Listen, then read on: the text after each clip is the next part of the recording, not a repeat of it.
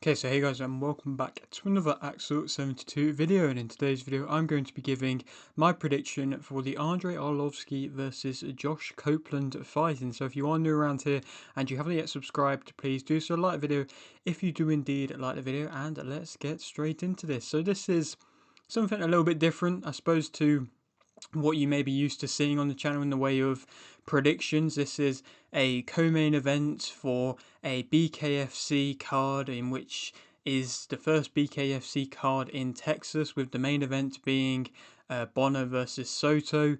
Bonner's a British fighter coming in on short notice, and I don't know too much about Soto, to be completely honest, but this fight is one which kind of just gives me an excuse to go and look at the archives of the UFC again, and that's something in which I always like to do. So I thought, why not just, like I say, use it as an excuse to do that, and then come onto it to kind of give a bit of a discussion about it, and to basically just relook a little bit as well through Andrei Arlovski's career and how he's gotten to this position where he is still fighting at the age of 46 and joining this new promotion in BKFC. And it's an interesting contest. I mean, Josh Copeland had his own stint in the UFC. He went 0-2. He didn't really fight anybody of major note. He is currently 2-1 in BKFC, and he's coming off a good knockout victory. He fought in the PFL for a bit of time, and I think went 3-2-1. So for him, on his resume, that's a pretty good stint, to be fair. He's 42 years of age, and his one loss in BKFC came via retirement against Ben Rothwell. And when you look at Arlovski's career, I mean, Rothwell and Arlovski faced each other twice, and Arlovski beat him twice. And Arlovski, this of course, like I mentioned, is his first BKFC fight. Like I've touched upon, he's 46 years of age, so it will be interesting to see if he still can battle at not even a crazily high level, but at a good level. I mean, he's coming in off a win in Dirty Boxing, the new Mike Perry promotion, which is creating some good viral moments, and he's coming in off a win, which definitely wasn't a viral moment. I mean, it was a very good elbow that he landed, but of course he's not going to be able to do that coming into BKFC. It's, nice to see that Arlovski is able to still fight at a, somewhat of a decent level. He still looks like he can fight, so it's not just a former UFC fighter who's coming in and is absolutely, out of his depths and is too weak and really can't fight anymore. I think there's a little bit left in Arlovski's career, perhaps enough for him to be able to stake a bit of a claim in the BKFC. And of course, we have Rothwell as the champion, the heavyweight champion in BKFC. And of course, like I mentioned, they've already fought each other twice, Arlovski and Rothwell. So perhaps there could be the makings for a trilogy there. We will have to wait and see. But Arlovski made his name in the UFC, of course. Back in 2005, he became a UFC champion by beating Tim Sylvia. He went and had a trilogy against Tim Sylvia. He won the first one, which was for the interim title, I believe, which then turned into him winning the full heavyweight title. But then further along down the line, he lost the belt to Sylvia, from what I believe, and then lost again to Sylvia in that trilogy. But like I say, he was winning well, and he had a few defenses of his UFC title. This was back, like I say, in 2005, UFC 51, and it was a while ago. Then he had a bit of the time out of the UFC. He came back, didn't really kind of hit the same heights. I mean, he got a big upset win when he made his return, but then other than that, like I say, didn't really have too major moments after that. He fought probably Rothwell as his two highlighted wins after that, but he's fought everybody in which you could probably think of in the UFC heavyweight scene. I mean, Aspinall, Ngannou, Miocic, Emelianenko, outside the UFC, of course, Overeem, Rumble Johnson. He fought some great fighters, and I mean, he lost against every single one of them from my memory. But he's still, like I say, if he was willing to test himself, and he was always the guy to kind of showcase if the heavyweights were good enough. And I mean, when Aspinall beats Arlovski, it did kind of showcase to the UFC that Aspinall was good enough to be able to really contend, and he was actually a real problem. So he was always that good gatekeeper when he wanted to be, but when he was getting towards the latter part of his UFC career, which only realistically ended last year. He was on, I think, a 4-fight losing streak, and I think Cortez Acosta was one of the last bigger names in which he'd fought, and he lost that as well. So it wasn't a good run when he left the UFC, but to be fair, I mean, he started in the UFC at 21, left the UFC at, 45, so yes, he had a bit of time outside the UFC, but he definitely gave a lot to that organization, and so you got to give him the credit of what he deserved. He was a good champion for the time in which he was champion. Of course, that era of the UFC around that time was an interesting era with the whole kind of drug use and things like that. I'm not going to go into it too much of if Andrei Arlovski was on any of these in performance enhancing drugs, but like I say, it was an interesting era, and he was very shredded at that time. But of course, he was young at the same time. I don't think anything ever actually came out about Arlovski testing positive for anything. So nonetheless, that was just something in which I want to always touch upon if I'm ever going to be speaking about that kind of era of the UFC. But like I've mentioned, he's now at this point in his career where he's coming off an actual win, which is nice, and he's come over to BKFC. It's definitely going to be an intriguing test to see what he's like, because I mean, he landed a really nice elbow to be able to win his fight in dirty boxing, but he's not going to be able to do that, of course. And he's a big frame, and he kind of wants to lean on you and control the center and impose his size.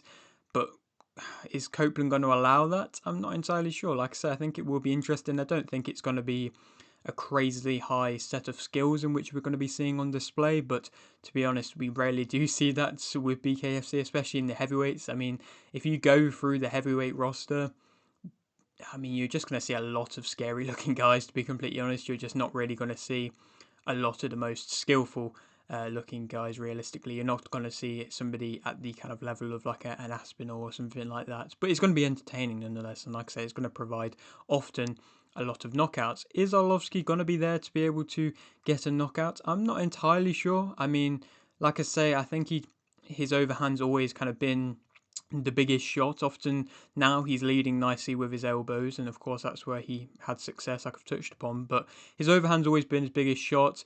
He managed to deliver some earlier on in his career, some statement knockouts by just that big overhand that he was landing. He was typically a fast starter in the past, but that seemingly slowed down. He wasn't necessarily quite as quick of a starter in his last fight. When he's kind of more so allowed that time to box and to utilize his jab, he can be a decently skilled boxer, but that's not really the BKFC kind of mindset. The BKFC mindset is to come in quite quickly and to really try and keep the pace on you, and it will be interesting to see how Arlovski kind of deals with that. And I mean, I think his striking variation is limited, especially at the moment, and when he's actually just going to be utilizing just boxing, I don't know if it's going to be able to showcase the best of striking abilities. He ducks his head down. I think his hand speed, of course, Copeland's isn't really the best either, but he's a bit more explosive, I'd argue, Copeland at the moment. But the hand speed and the movement that was once there for Arlovski has seemingly dipped. He can walk into shots. His head movement and defensive guard is both quite poor. He wants to, like I say, fight at a slow pace, and I don't think he's got tremendous amounts of power for heavyweight. I don't think he fully commits that full power often. Maybe it's just his age getting to him in that aspect, but like I said, I just don't think he's got a crazy amount of power for a heavyweight at the moment, especially coming in with, some big power punches in BKFC. He's got strong submission game. In his prime, he was able to claim limbs and to be able to make you tap out from doing that, the leg locks, the arm locks. It was impressive to see, but of course he's not going to be able to utilize any of that in this fight.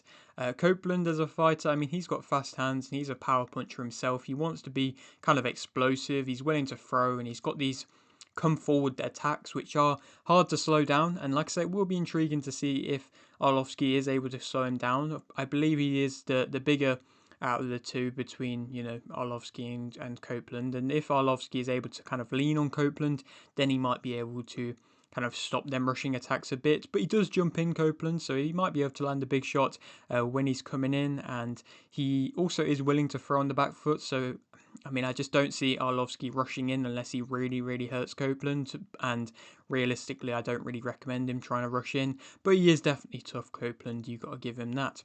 Negatives about him, I mean, he definitely does slow down. I think he has his kind of early stint, and then if you can survive that, he definitely will slow down. So it will be interesting to see if Arlovski uses his experience and his IQ in the sport to be able to, slow him down, wear him out. He can be smothered. He can't really get off the ropes that well, and he can't really get out of a clinch that well. Yes, he can't really clinch too much in BKFC, but you can do a little bit, and it's similar, like I say, to boxing. He doesn't deal with body shots that well, and I think perhaps that could be something that could be utilised upon. His speed, of course, isn't the best. He gets cut quite badly, and again, if Arlovski is able to open a cut, it probably could get a bit messy. I mean, speaking about messy, his footwork's very messy. He has wide shots, and he definitely does load up. So Arlovski probably be able to see him coming. Will he be able to do much with him? I'm not entirely sure, but it will be interesting to see. And I think it is a good matchup and a good fight for Arlovski to make in his BKFC debut. And of course, I'm liking how these UFC names are coming over to BKFC.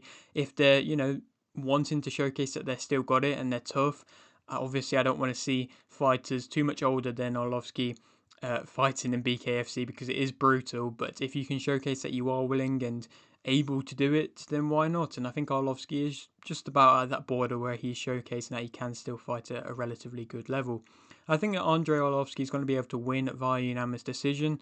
Again, like I say, I think he's going to be able to just kind of lean on Copeland, and Copeland being the smaller guy might be able to land a few shots and it might catch Arlovski off guard, but I think he has been knocked out, of course, on multiple occasions, Arlovski, but by much bigger punches, and I just don't believe that Copeland is going to be able to maintain an attack that's long enough without getting tied up to be able to actually have that much success. And then I think Arlovski going into the final round will probably be able to just jab, have success there, start kind of creeping forwards, controlling that centre with the bigger frame and just pushing a Copeland back. And then, like I say, winning by unanimous decision. I don't think it'll be the most entertaining of fights. I don't think it'll be the most brutal of fights for what we've seen in BKFC in the past, but I think it'll be a good win for him.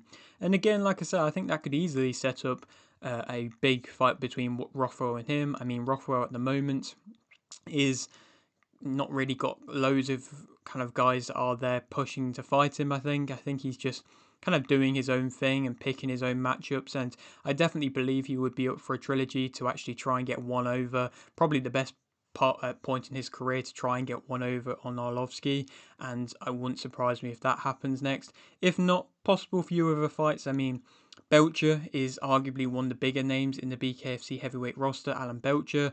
If not, a couple of rematches that we could see. Of course, Arlovski has fought some great names in which I've touched upon, but a Miocic rematch perhaps could happen. I mean, he of course retired from the UFC not too long ago. Does that mean he might be intrigued to come into BKFC? I doubt it, but it would be a fun name to see. If not, a Rosenstruik fight, a rematch there could be made. Rosenstruik, from what I can remember, knocked out Arlovski in round one when they fought in the UFC, but that was, I think, 2018, 2019, so it was a while ago now, and Rosenstruik's since been cut from the UFC. I think is fighting it or has fought in dirty boxing himself, and if he came into BKFC, that could be a brutal name to have in the organisation, so that would be fun to see. But yeah, that is it for today's video. Like I say, something a little bit different. I like speaking about these occasional UFC fights, former UFC fighters that come into BKFC. But yeah, like I say, that's it for today's video. Hope you did enjoy. Like video if you did, like video, subscribe if you're new, and thanks for watching.